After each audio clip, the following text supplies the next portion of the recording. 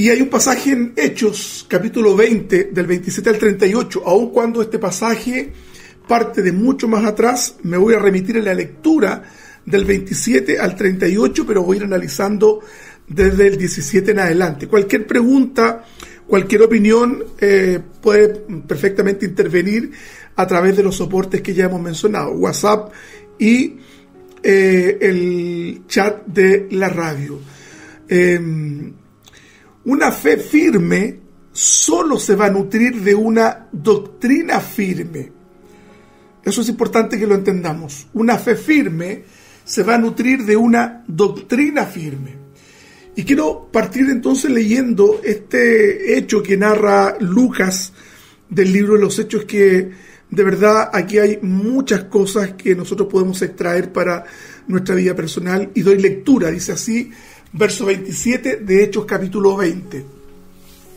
Pablo hablando: porque no he rehuido anunciaros todo el consejo de Dios. Por tanto, mirad por vosotros y por todo el rebaño en que el Espíritu Santo os ha puesto por obispos. Mire qué gran verdad.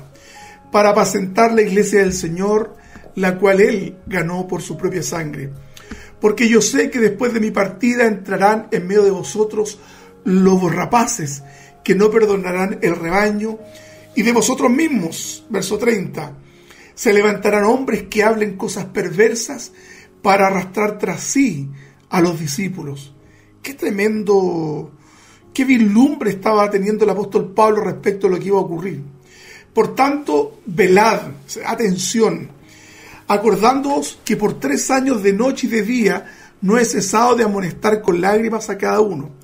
Y ahora, hermanos, os encomiendo a Dios y a la palabra de su gracia, que tiene poder para sobreedificaros y daros herencia con todos los santificados. Ni plata, ni oro, ni vestido de nadie he codiciado.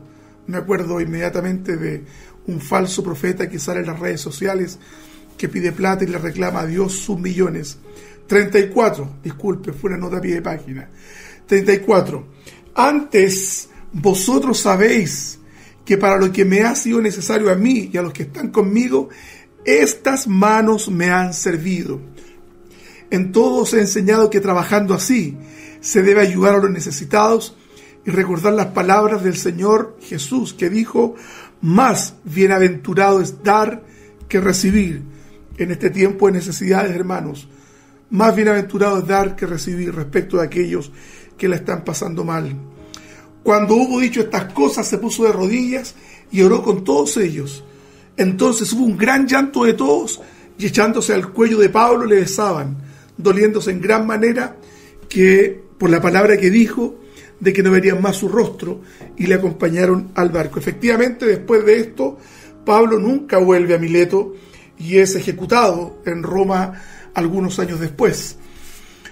Aquí hay muchas cosas, hermanos amados, en estos versos que quisiera poner atención y hacer una comparativa respecto de lo que está ocurriendo hoy día en muchas iglesias cristianas.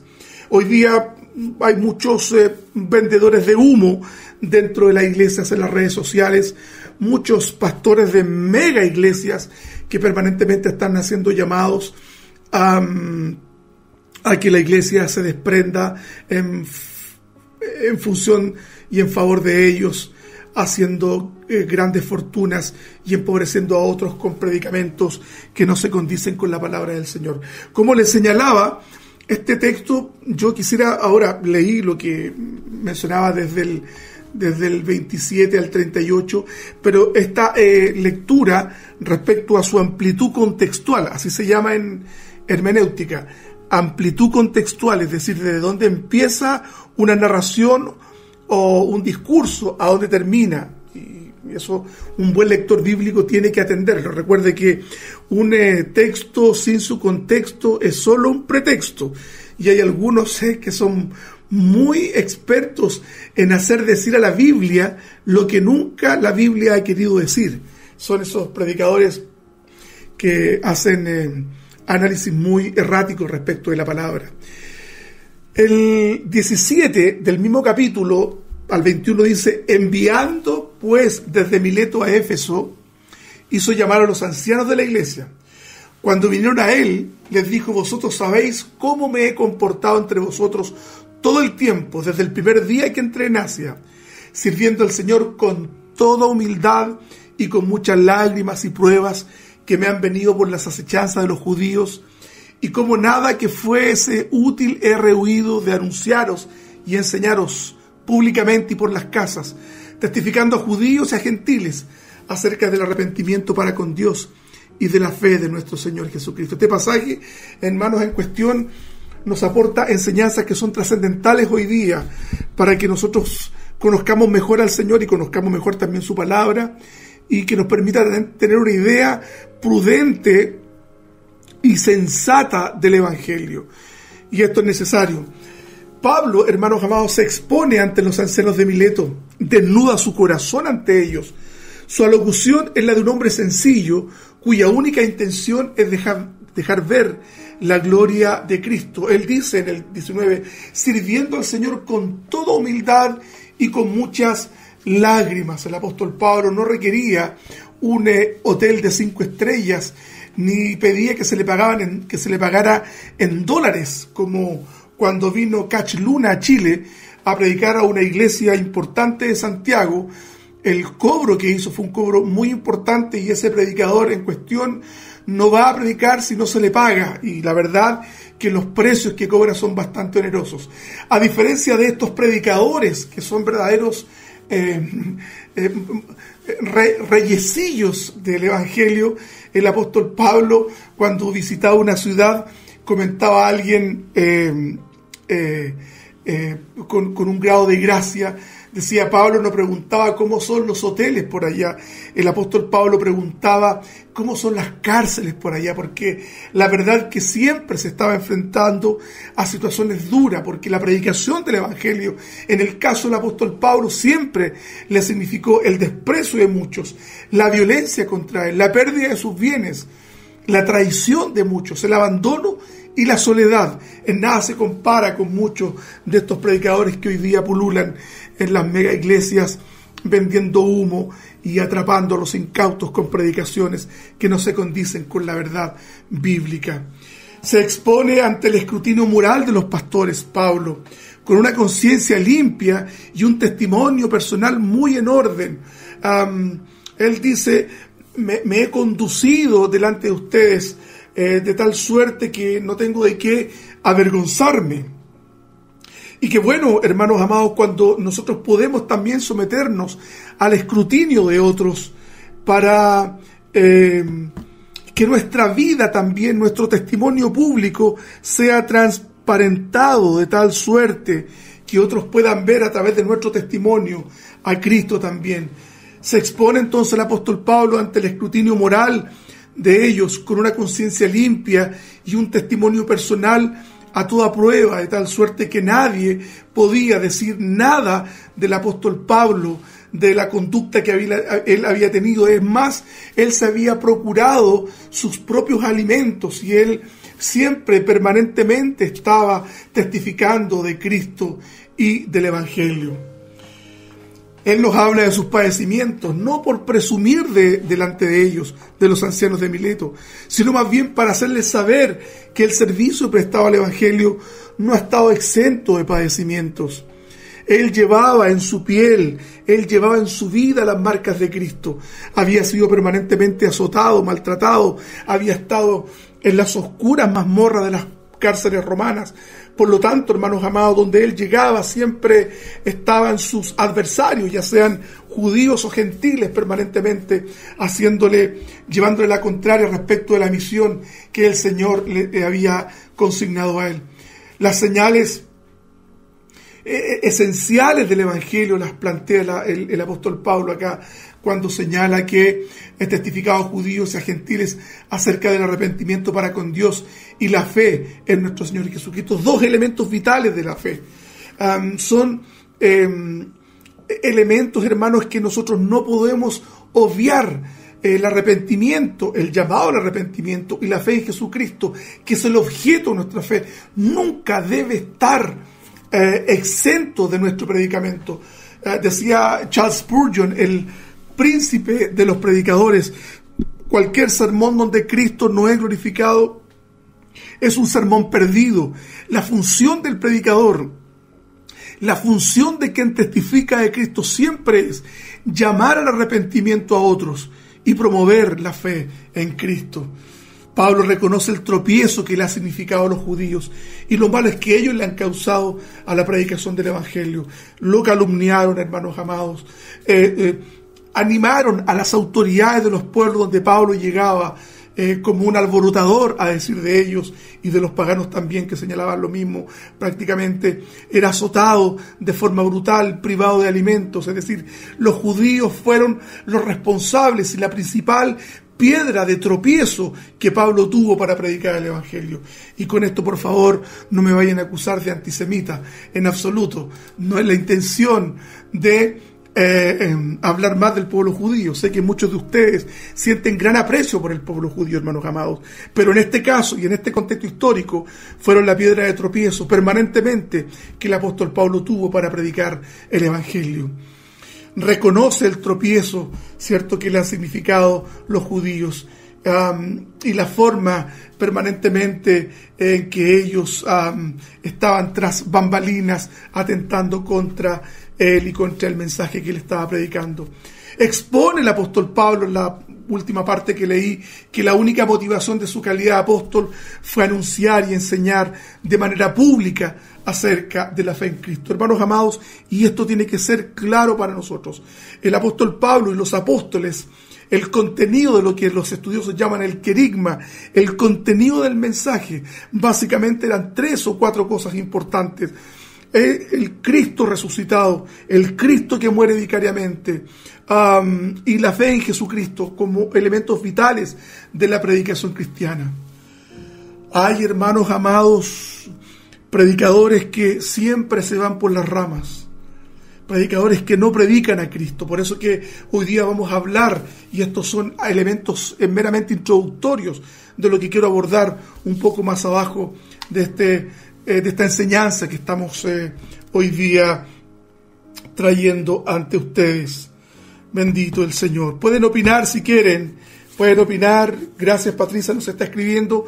Un ratito más voy a leer todos los mensajes que nos están llegando, ya sea al chat como asimismo al WhatsApp. Del 22 al 27, recuerden que estamos haciendo un contexto respecto al primer texto que leímos. Lecciones de un hombre que entendía su responsabilidad. Versículo 22 del mismo capítulo 20 dice: ahora aquí, ligado yo en espíritu, voy a Jerusalén sin saber lo que allá me ha de acontecer, salvo que el Espíritu Santo por toda la ciudad me da testimonio, diciendo que me esperan prisiones y tribulaciones, no de las de 5 estrellas. Escuchaba o leía el testimonio de un hermano que pertenecía al movimiento de la superfe, o al movimiento del Evangelio de la Prosperidad. Llegó un momento en que los apóstoles de esta causa le estaban pidiendo que vendiera su casa y entregara el dinero de la venta de su casa, hermanos amados. Y la primera vez que lo traen a predicar a uno de estos predicadores de la superfe, estos predicadores del Evangelio de la Prosperidad, no se alojaron en la casa de un hermano como lo haría cualquier otro evangelista, sino que ellos esperaban que se les pagara un hotel de por lo menos 3 estrellas. Por eso que hago esta comparación. Pablo dice: me esperan prisiones y tribulaciones.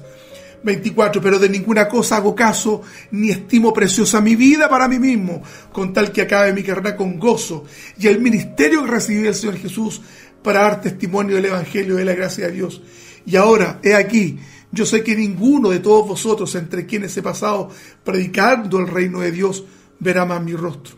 Por tanto, yo os protesto en el día de hoy, que estoy limpio de la sangre de todos, porque no he rehuido anunciaros todo el consejo de Dios. Pablo no se andaba con chicas, como decimos acá en Chile. Era frontal, era capaz de decir las cosas en la cara, al punto que en un momento le llamó la atención al propio Pedro cuando éste estaba actuando con deshonestidad. Respecto a los judaizantes, relato que Pablo hace en el libro de Gálatas. Pablo sigue adelante con su cometido a pesar de las consecuencias que esto tiene para él. Dios le habló a través del profeta Ágabo en Hechos 21, del 8 al 14. El profeta Ágabo le hace saber cuando llegan a Cesarea, Ágabo le toma el cinto al apóstol Pablo y se envuelve las manos y los pies y señala en el capítulo 21 del verso 11 en adelante, dice: quien viniendo a vernos tomó el cinto de Pablo y atándose los pies y las manos dijo: esto dice el Espíritu Santo, así atarán los judíos en Jerusalén al varón de quien es este cinto y le entregarán en mano de los gentiles. Al oír esto, dicen ellos, le rogamos nosotros y los de aquel lugar que no subiese a Jerusalén. Fíjense cómo el apóstol Pablo, pese a una advertencia que le hace el Espíritu Santo a través de un profeta, Pablo de igual manera responde, versículo 13: ¿qué hacéis llorando y quebrantándome el corazón? Porque yo estoy dispuesto no solo a ser atado, mas aún a morir en Jerusalén por el nombre del Señor Jesús. Y como no le pudimos persuadir, está narrando Lucas la historia, desistimos diciendo: hágase la voluntad del Señor. Pablo tenía testimonio que iba a ser maltratado y no obstante eso, hermanos amados, siguió adelante predicando el evangelio del Señor. La determinación del apóstol sin duda que es admirable. ¿Cuán lejos estamos nosotros de esta profunda convicción que ardía en el corazón del apóstol Pablo? Y vuelvo a citar verso 13 del capítulo que acabamos de leer.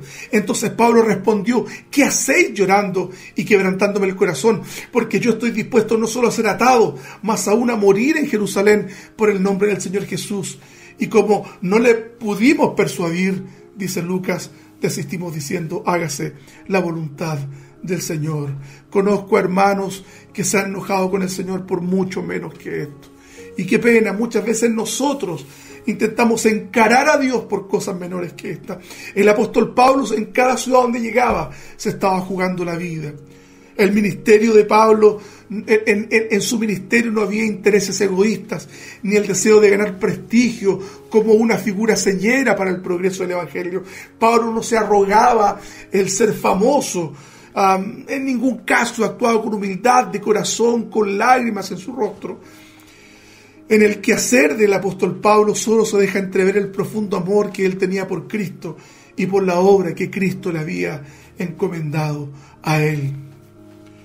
Pero ahora, hermanos amados, quiero poner atención en esta parte del pasaje, del mismo capítulo 20, del 28 al 31. Dice así: aleluya. Por tanto, mirad por vosotros y por todo el rebaño en que el Espíritu Santo os ha puesto por obispos, para apacentar la iglesia del Señor, la cual él ganó por su propia sangre. Porque yo sé que después de mi partida entrarán en medio de vosotros lobos rapaces que no perdonarán al rebaño. Y de vosotros mismos se levantarán hombres que hablen cosas perversas para arrastrar tras sí a los discípulos. Por tanto, velad, acordándoos que por 3 años de noche y de día no he cesado de amonestar con lágrimas a cada uno. Mirad, dice el apóstol Pablo, es decir, pongan atención no solo por ustedes, sino por los creyentes bajo vuestro cuidado. Señala Pablo, el rebaño es la especial preocupación que el apóstol encomienda a los pastores allí reunidos.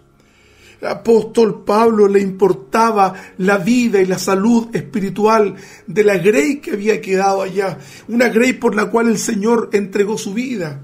Señala que la misión encomendada no es por parte de hombre alguno, sino de Dios mismo a través del Espíritu Santo, versículo 28. Por tanto, mirad por vosotros y por todo el rebaño en que el Espíritu Santo os ha puesto por obispo.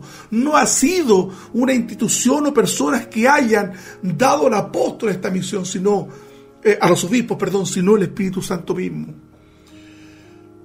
Dios tiene la supervisión sobre el rebaño. El rebaño le pertenece a Cristo, no a aquellos que se enseñorean de la grey, como dice Pedro en una de sus epístolas.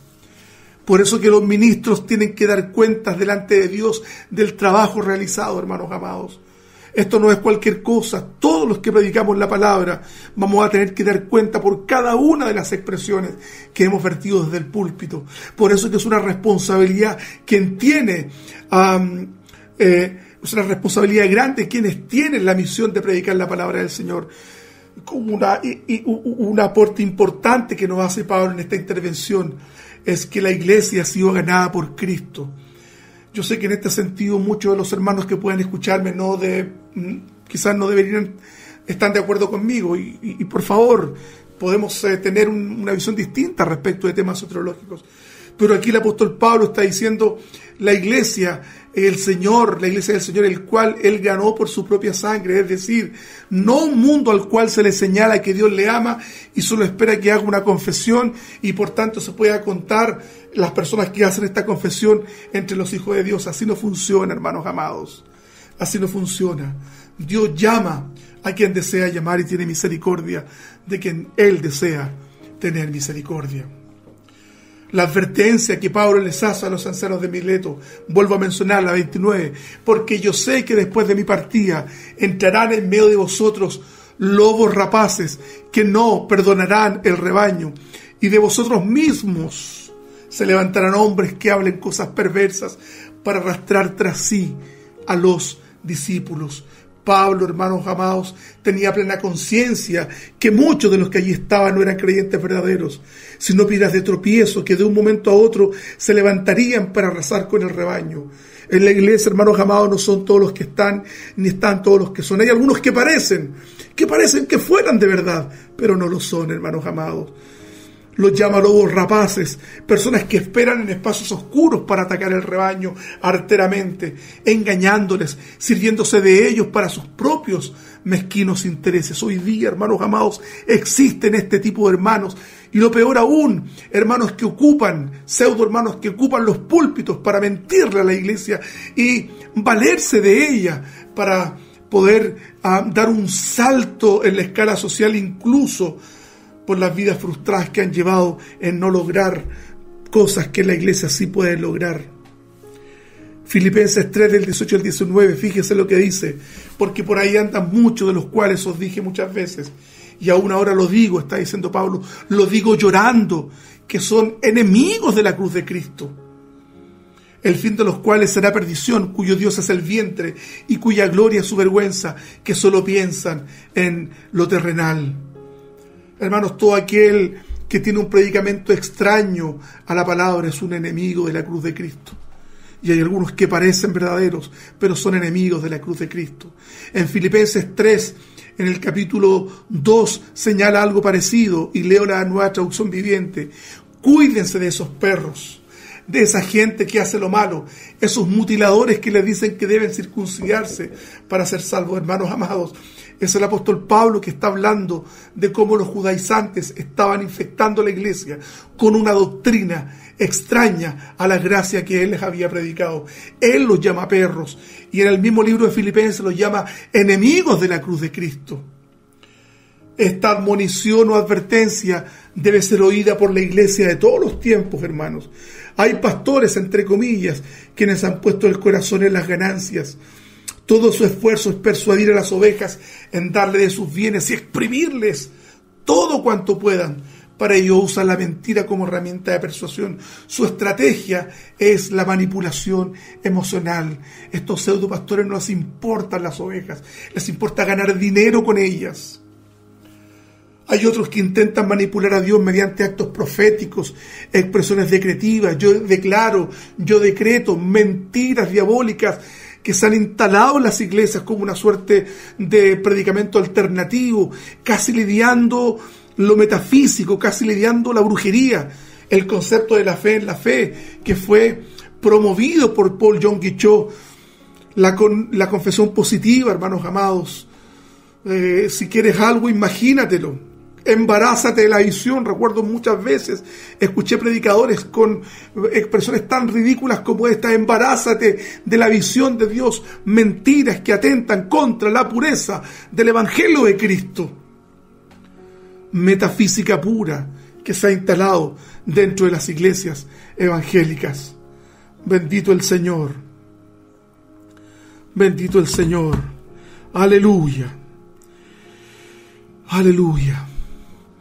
El misticismo también se ha adueñado de la agenda de la iglesia. Conocidos son los casos de pastores con desvaríos proféticos que han destruido vidas y han dañado severamente la fe ingenua de muchos. Pastores abusivos que maltratan a sus iglesias con un autoritarismo exacerbado. Yo siempre ponía un pastor del cual soy muy crítico hasta el día de hoy, no voy a decir su nombre, pero apareció muchas veces en televisión, en los matinales. Este pastor predica 1 hora, los primeros 45 minutos atacar acerbamente a sus enemigos y los otros 15 minutos para retar a su iglesia. Trata a su congregación con una dureza increíble. Ese pastor, no entiendo cómo puede llamarse pastor, porque el pastor presta cuidados a su grey. Pastores maltratadores, pastores que no se preocupan de sus iglesias. Bendito sea el Señor. Este misticismo que señalaba que se ha adueñado de la agenda de la iglesia. Pastores con desvaríos proféticos, extraños, han dañado a tantas personas, predicando mentiras, con un exacerbado autoritarismo. Hermanos amados, hoy vivimos un tiempo de confusión, donde la palabra ha sido relegada a un segundo plano. Hay una pleyada de charlatanes que se han adueñado de los púlpitos, ofreciendo sanidad y experiencias místico-espirituales, irresponsables que han llevado a cientos de vidas a atochaderos espirituales. Yo encaraba a uno de estos pastores que predica en una conocida radio evangélica en Santiago y en todo Chile. Y la respuesta que me dio cuando yo lo encaro me dice, no recuerdo literalmente lo que me señala, pero más o menos como, ¿no has visto toda la obra que Dios ha hecho a través de mí? Presuntuosos. Qué rabia, hermanos amados, al ver que muchos caen en las redes de estos mentirosos. Basta agudizar un poco el oído para percibir el cúmulo de mentiras y herejías que se promueven en algunas megas iglesias de pastores conocidos no solo acá en Chile, sino en el mundo entero. Recuerdo Kenneth Copeland, un famoso predicador de la superfe. No recuerdo cuando leí uno de sus textos y señalaba que si el apóstol Pablo hubiese conocido los principios de fe que Dios le había revelado a él, a Kenneth Copeland, el apóstol Pablo no hubiese pasado hambre. Qué terrible, hermanos amados. Qué terrible ese nivel de mentira instalada en las iglesias. ¿Cuáles son los resultados de un evangelio trucado, un evangelio mentiroso? Muchos creyentes han dado testimonio del profundo daño sufrido en manos de estos falsos predicadores.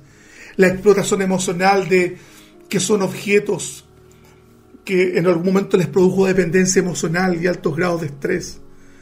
Por esta razón, hermanos amados, tenemos el deber moral de denunciar a estos apóstoles y profetas de la mentira, como es el caso de Cash Luna, Guillermo Maldonado, Satirio Santos, César Castellano y otros que en este momento no recuerdo. Y no quiero mencionar los que yo aquí en Chile miro en forma muy crítica, que han construido fortunas cambiando la simpleza del mensaje del evangelio para llenar sus arcas de dinero. Son dueños de spa, dueños de radios y dueños de un cuanto hay de bienes. El apóstol Pablo nos dijo, nos habla de estos días. El apóstol nos dice, hermano, porque vendrán tiempos cuando no sufrirán la sana doctrina, sino que teniendo comezón de oír, se amontonarán maestros conforme a sus propias concupiscencias y apartarán de la verdad el oído. Hoy día existe una suerte de compulsión por estos predicadores místicos, por estos predicadores que han buscado una forma alternativa de extorsionar emocional y espiritualmente a muchos hermanos. Hay muchos hermanos que han salido de las iglesias de la superfe, de la evangelio de la prosperidad, han salido dañados, vidas destruidas, mentiras que se han instalado. Pablo nos advierte al respecto, hermanos amados. Por eso que tenemos que acendrarnos, tenemos que sostenernos en la doctrina del evangelio. En función de esto, en Efesios 4, el apóstol Pablo, verso 11, dice, porque ya para que ya no seamos niños fluctuantes, llevados por doquiera de todo viento de doctrina, por estratagema de hombres que para engañar emplean con astucia las artimañas del error. Muchos que han caído en las redes de estos falsos predicadores, hermanos amados, han tenido resultados nefastos en sus vidas. El Señor tenga misericordia.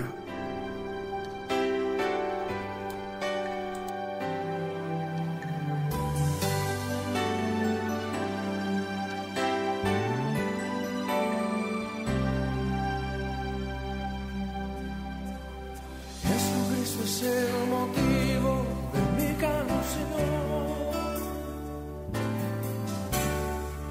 Otra razón yo no tengo que cantar. La melodía es Él, toda mi vida está en Él. Jesucristo es el motivo de mi canción.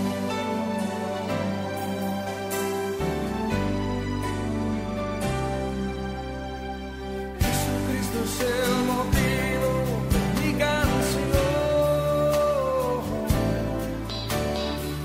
Otra razón yo no tengo que cantar. La melodía es Él, toda mi vida está en Él. Jesucristo es el motivo de mi canción.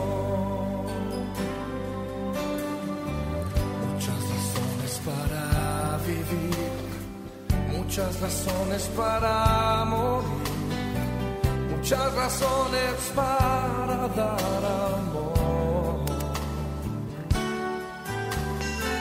No siempre se saben los porqués, la vida pasa con rapidez. Cada momento yo aprovecharé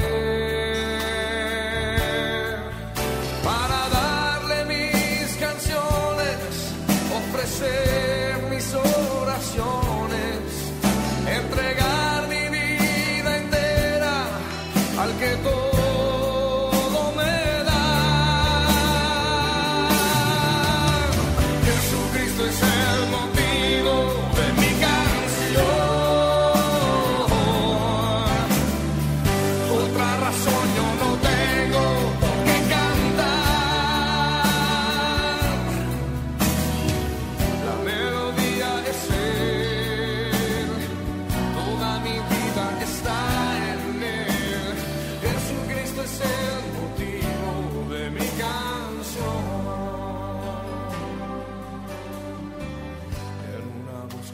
Sin cesar,